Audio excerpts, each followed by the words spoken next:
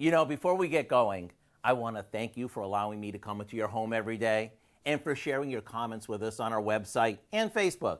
So as a special thank you, what do you say we whip up a dessert that's bursting with berries? The first thing we want to do is trim and slice about a quart of fresh strawberries. The easiest way to remove the stem is, well, believe it or not, with a plastic straw. All we do is insert it in the bottom of a berry and push it up. There you have it. To these, we add some sugar and a bit of cornstarch and give them a good toss. Now we add in some French bread that we've cut into cubes, along with some melted butter.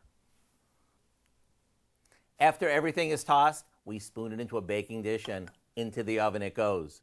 By the time it's done, the whole house will smell amazing. You see, as the berries cook and the sauce coats the toasted bread, we end up with one incredible combination. A little whipped cream goes on top, and before you know it, you'll be doing the happy dance.